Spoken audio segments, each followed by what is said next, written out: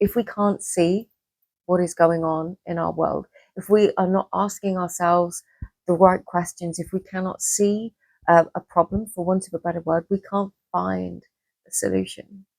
So as challenging as this energy has been, it has literally brought to the forefront everything that we need to work on, everything that could be holding us back.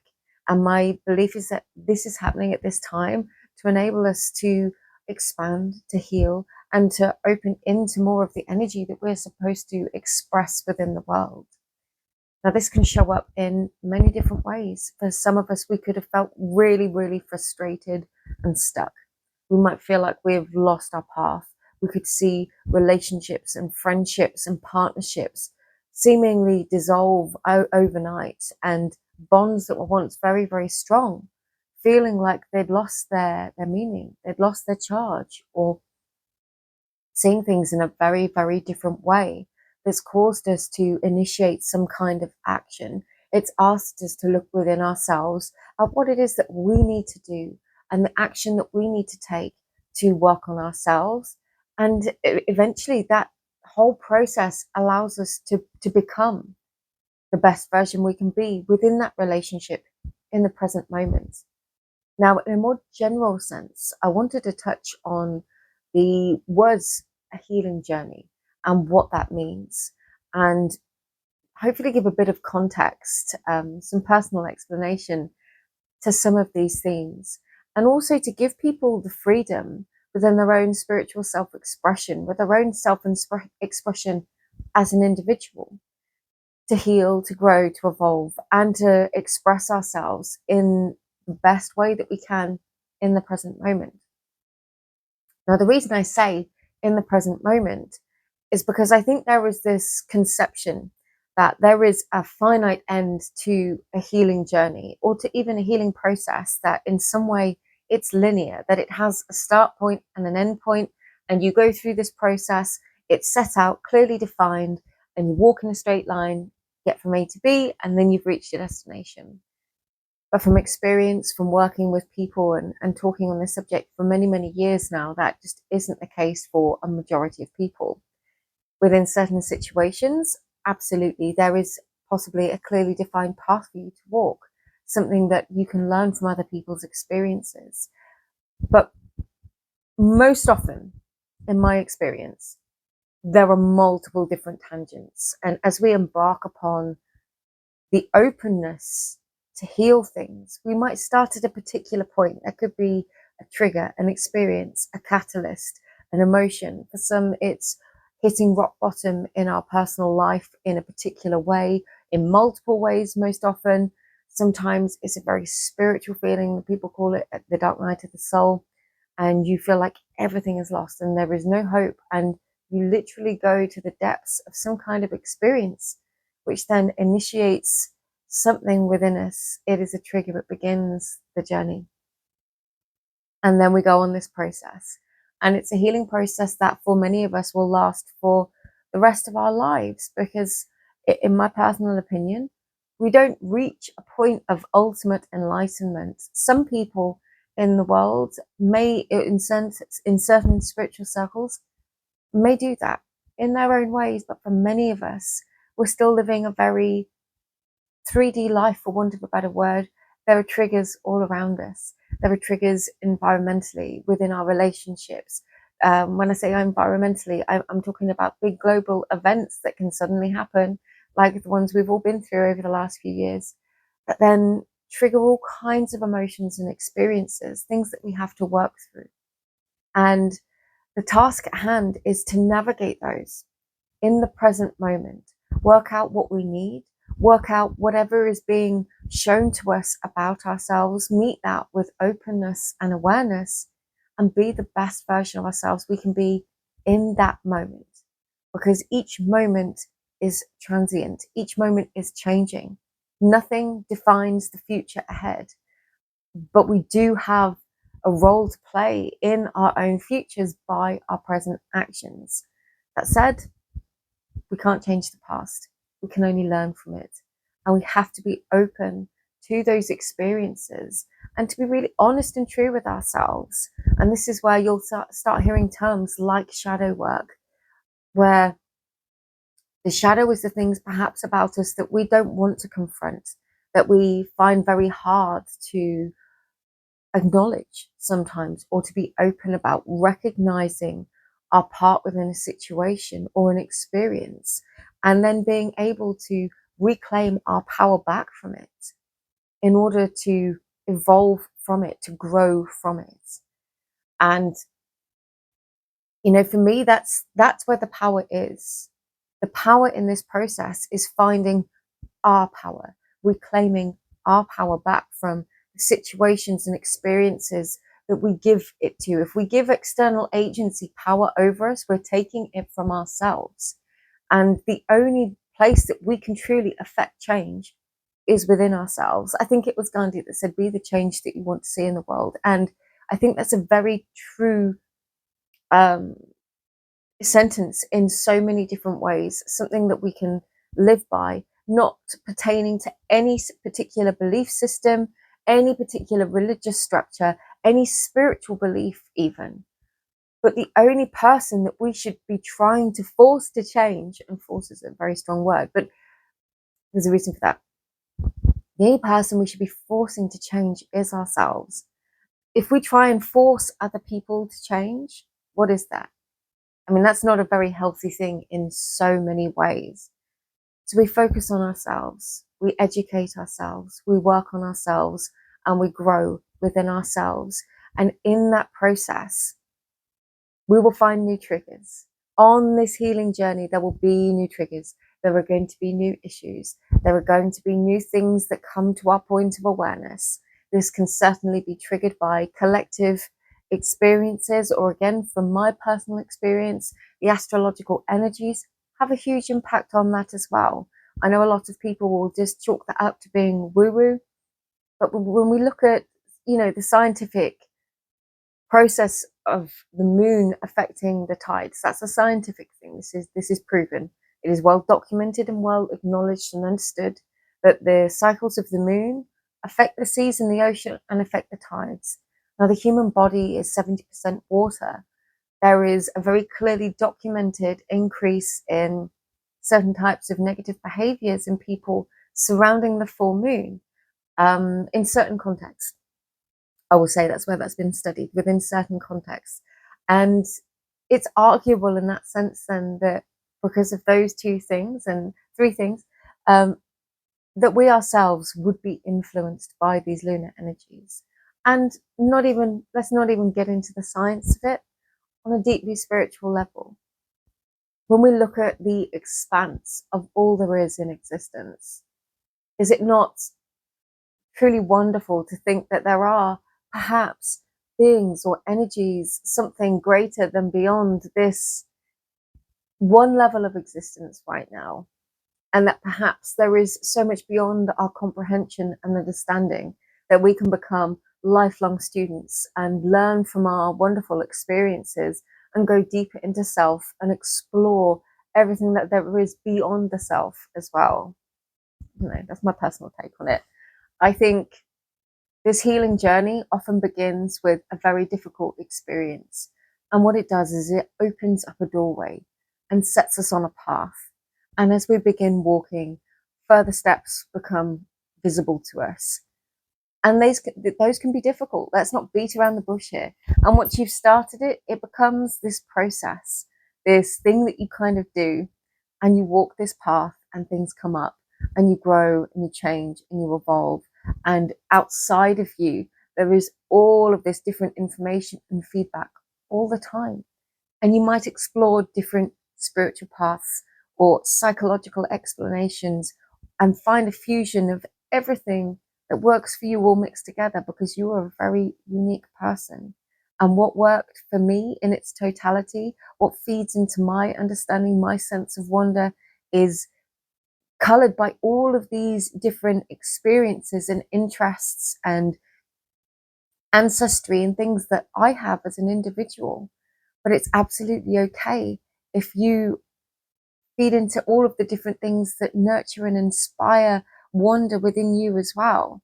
It doesn't have to be the same as anyone else's. And the beauty of this journey, once you find the mechanisms that work for you and you start seeing the growth, which, to be honest, you probably won't in a very real sense day by day until you realize that you've dealt with the situation differently, or you've handled something in a very different way.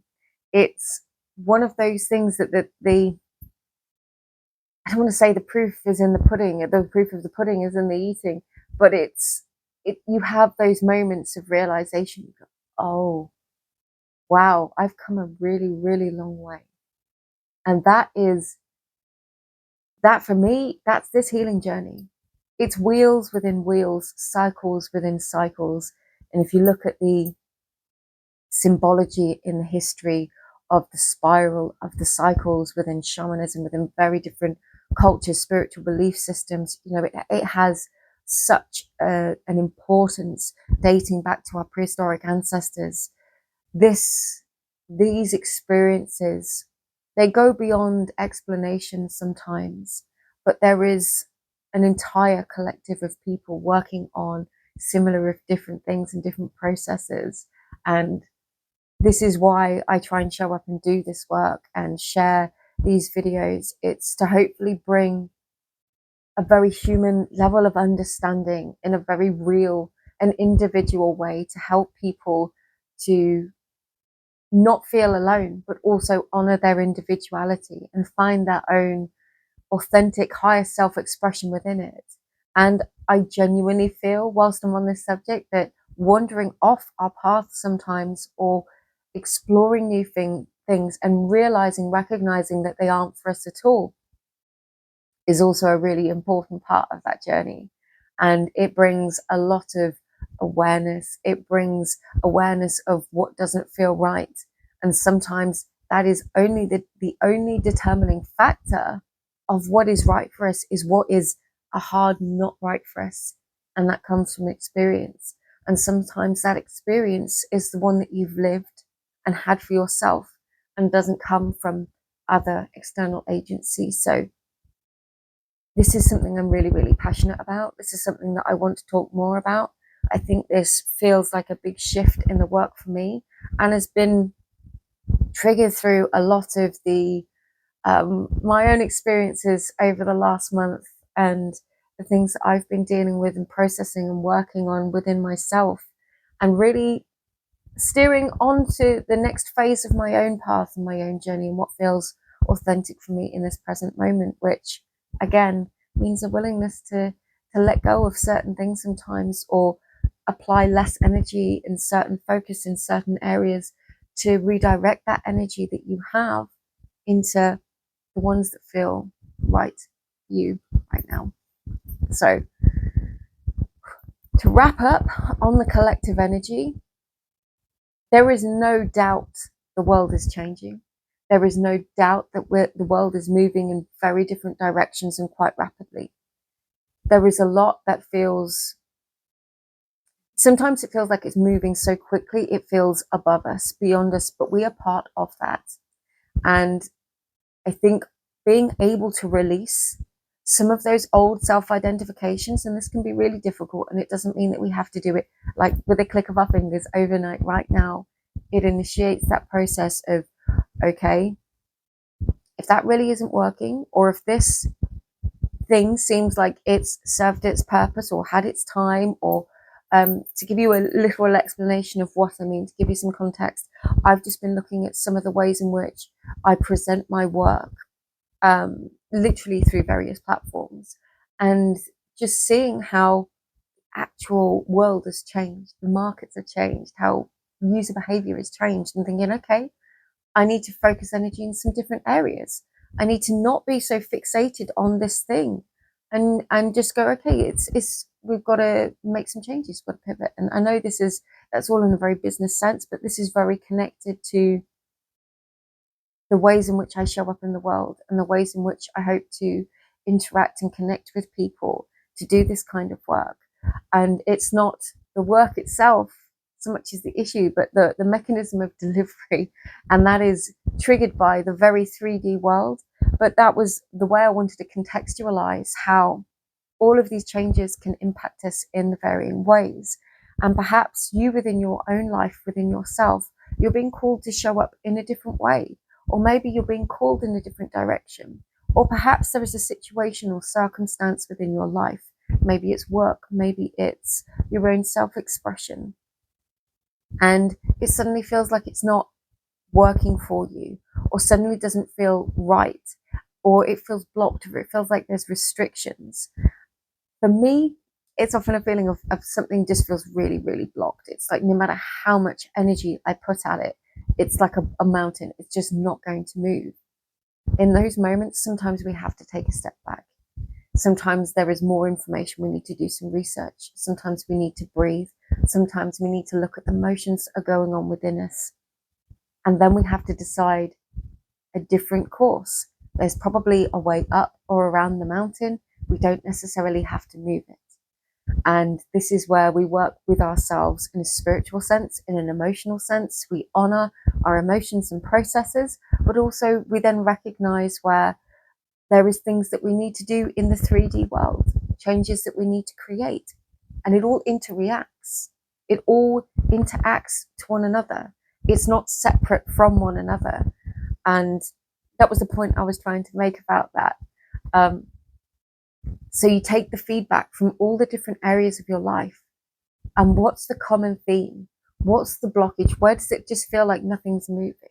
So for some people, perhaps it's trying to generate abundance. Perhaps you're trying to increase your own abundance, or find a different job, or find more recognition for the things you're doing, or feel more secure or more confident within work or your relationships.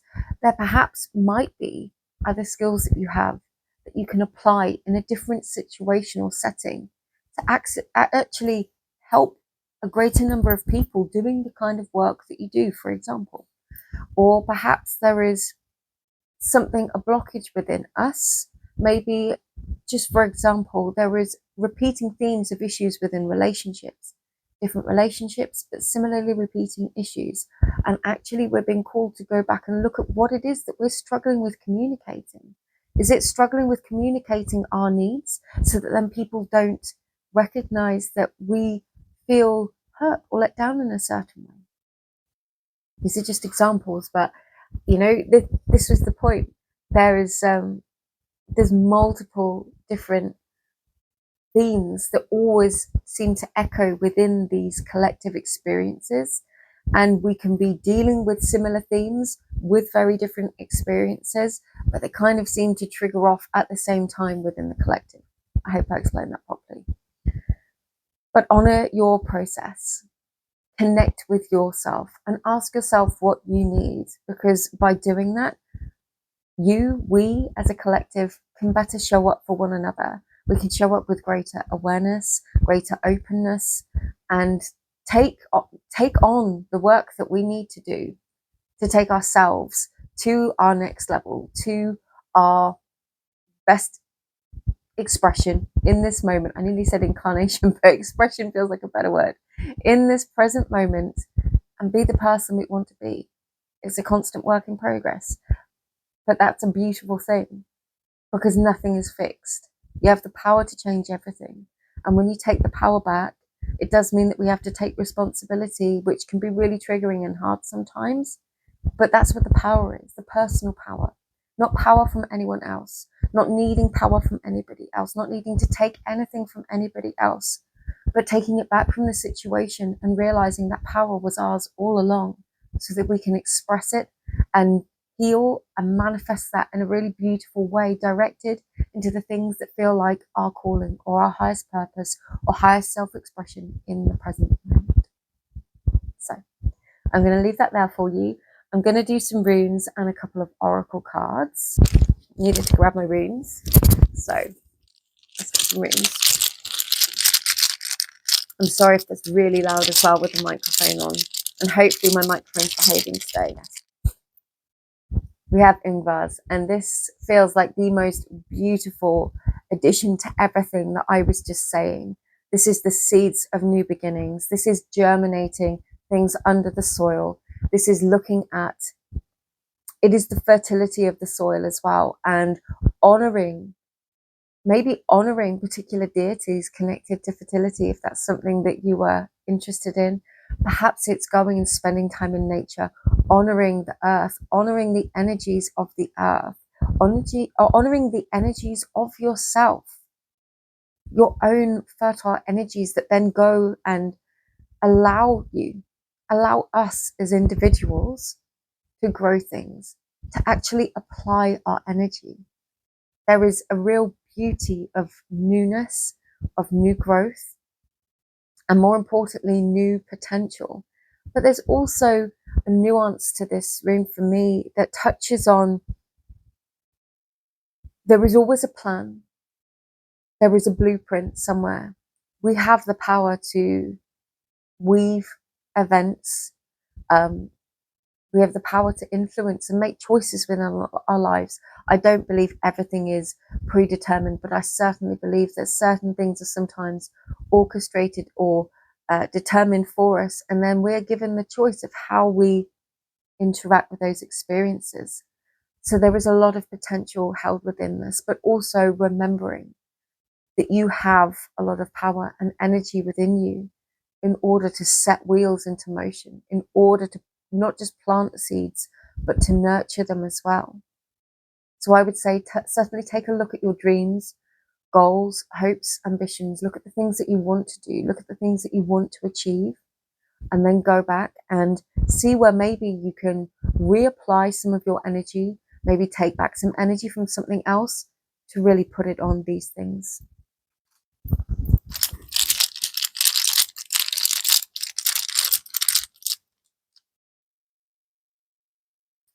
Fehu. We haven't had Fehu out in a while. This to me speaks of abundance, of security, of our investments, of again, where we're investing energy and the kinds of returns that we get from that. But it can also speak of our material world, our abundance, our sense of material security. And whilst that, most often people see that as money, there are multiple different things that can make us feel financially secure, for example.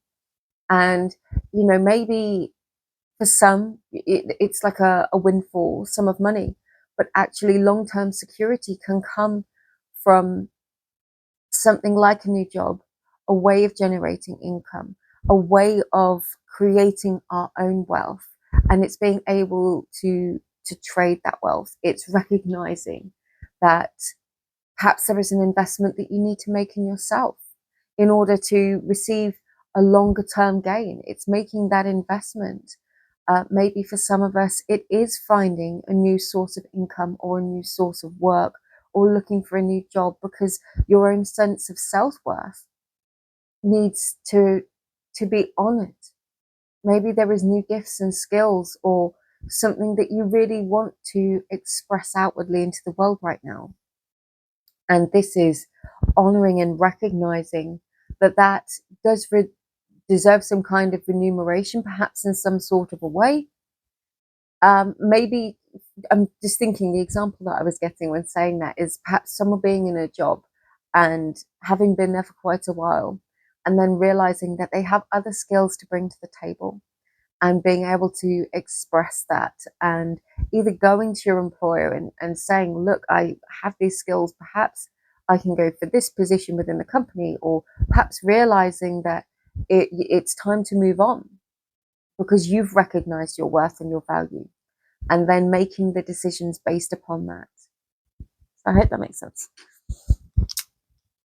We're going to get one more.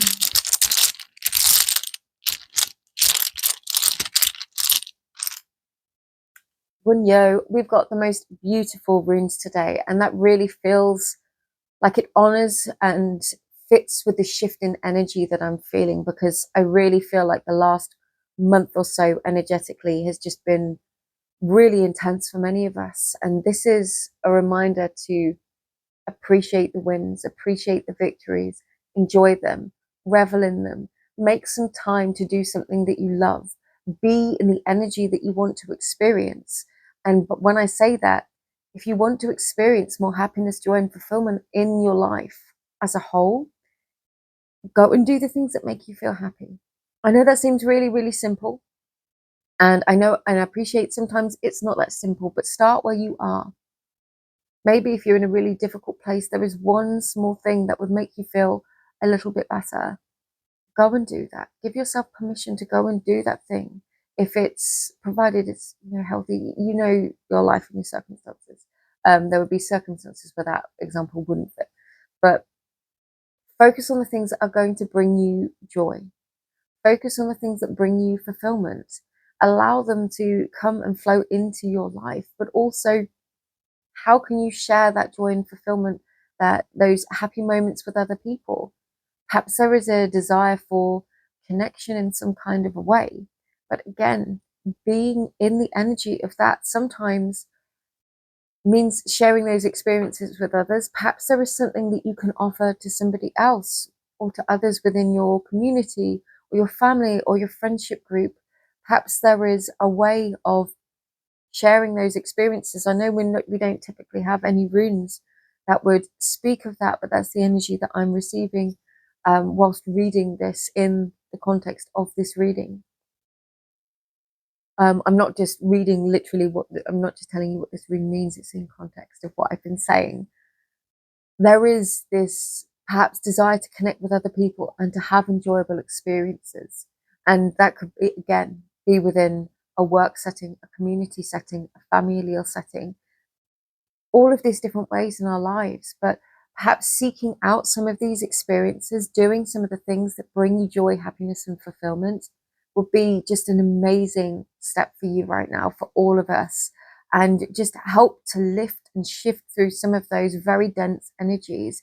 A reminder that, yeah, we have to do the work, but also that can become all consuming.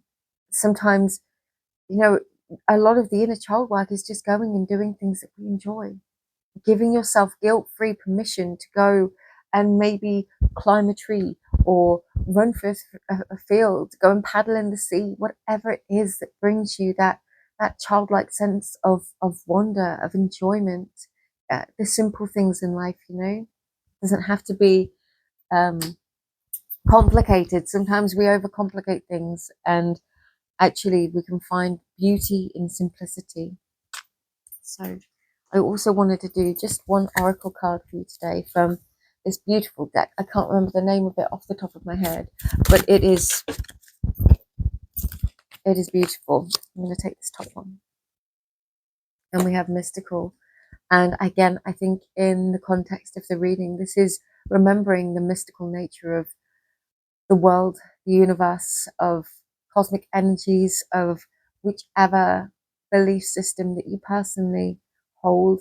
It's seeing the magic and the wonder in that, and remembering that the mystical sometimes means that things become revealed to us in mysterious ways, for want of a better word.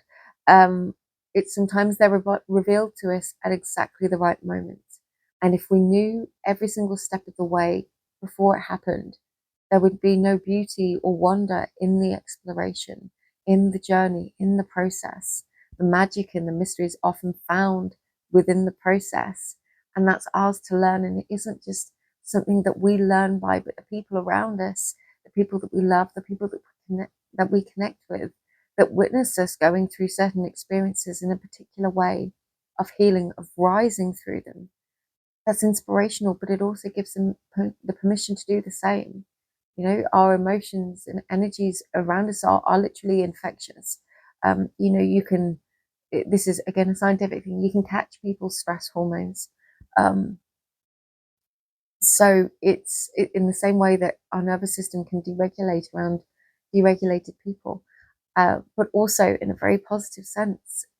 We have the ability to inspire and to share positive energy in a very, very beautiful way. So, and love hormones and all sorts of things like that. So this is saying that there's always two sides to that coin.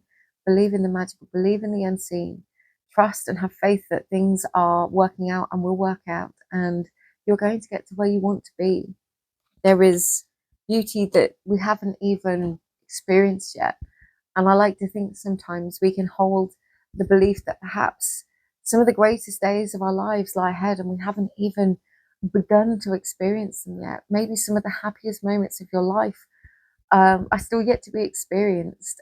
And for me, that's a really beautiful way of remembering that magic and that wonder is everywhere, and anything is possible in any given moment. So this was a long one. I'm going to leave it here. Thank you so much for being here, for spending your time with me. I appreciate it, and I will be back as often as I can, just sending you so much love. I'll speak to you soon. Bye.